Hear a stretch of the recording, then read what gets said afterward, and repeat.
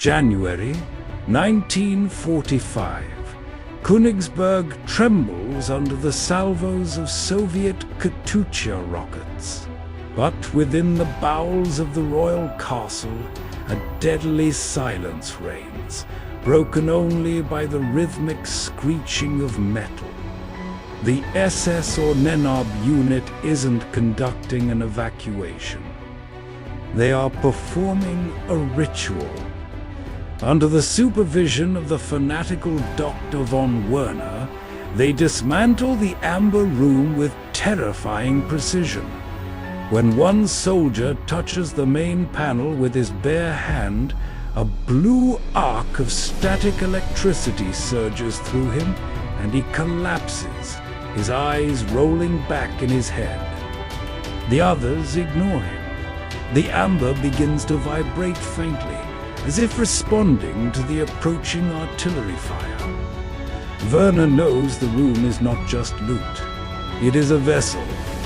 The last crate is hammered shut just as the first Soviet shell rips through the castle roof. The train carrying the room has no number, no destination on the schedule, and the soldiers guarding it have orders to shoot anyone who so much as glares at the crates. As the front collapses in a secret underground bunker, von Werner attempts the impossible. To him, amber was not just fossilized resin, but the fossil memory of the Earth. He believed that the million-year-old structure of amber could capture and amplify waves of human consciousness. During secret tests on prisoners, they discovered that if a person were placed inside the sealed amber room, their brainwaves would synchronize with an unknown source from deep space. The test subjects didn't speak. They only obsessively drew maps of star systems that don't exist, and whispered the names of gods who died before the sun was born. The amber room had become a gigantic resonator, an antenna pointed into the void between galaxies. Werner realized that the amber signal wasn't just noise. It was a call, and something out there began to answer. To protect the signal from Allied bombing, they had to bury the room where no one would find it, into the depths where salt would absorb all unwanted interference. Present day, a polished German team of treasure hunters, equipped with state-of-the-art sonar and drones, infiltrates the forbidden zone of an old mine in Krakow.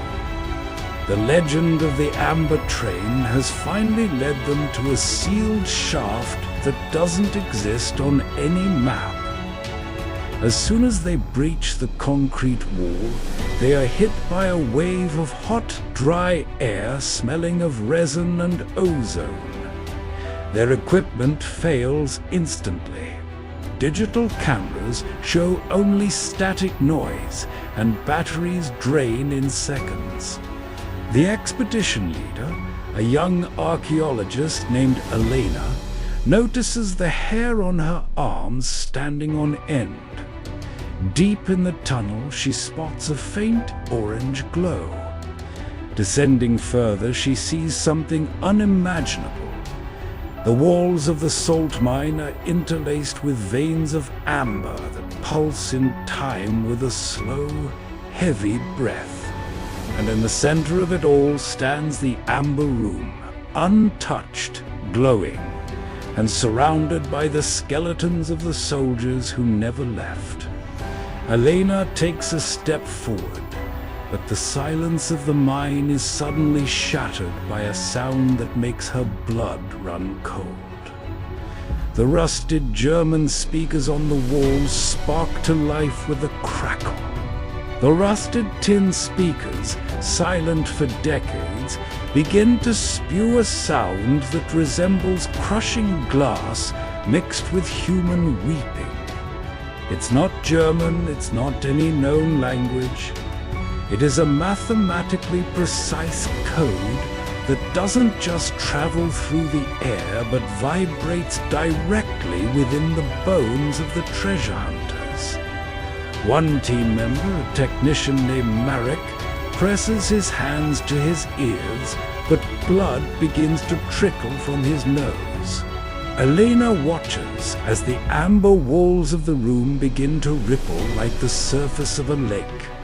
The amber hasn't just stored static electricity.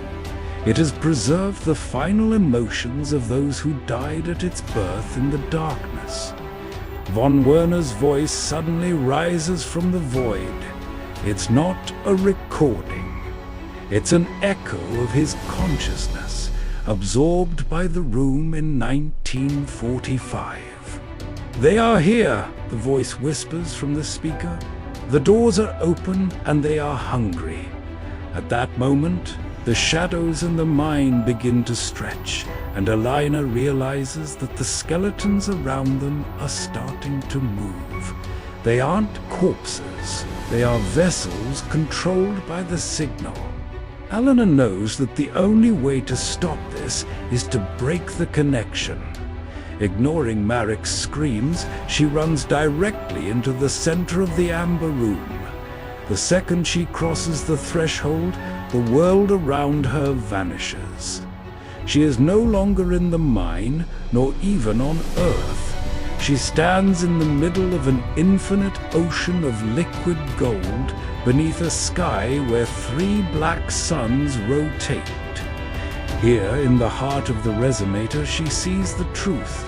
The amber room is a biological computer. The Nazis didn't build it. They only found it and reassembled it incorrectly. The amber is the fossilized blood of an entity trapped here billions of years ago. The signal Werner captured wasn't a message. It was a plea for liberation. Elena sees visions of future cities in flames and throngs of people whose consciousness is being drained into this amber void. She realizes that Werner didn't want to win the war. He wanted to shed his human shell and become part of this eternal consciousness. To close the portal, she must destroy the main resonance crystal, the heart of the room, pulsing in the center like a living organ. Elena pulls out her geological hammer and strikes the pulsing crystal with all her might. A deafening scream shakes the mine, a sound not heard with ears but felt in the very soul. The amber walls begin to crack and turn to dust. The orange light shifts into a blinding white glare.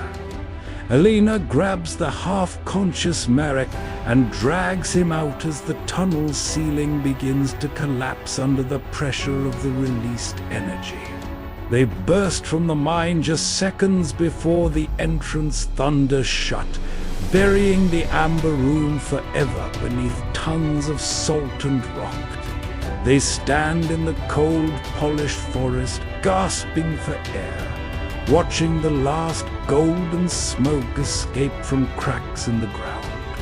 It seems to be over, but when Elena looks at her hand, she sees her skin has a strangely yellowish, translucent tint, and deep within her mind, where no one else can see, that same rhythm still beats faintly, but persistently.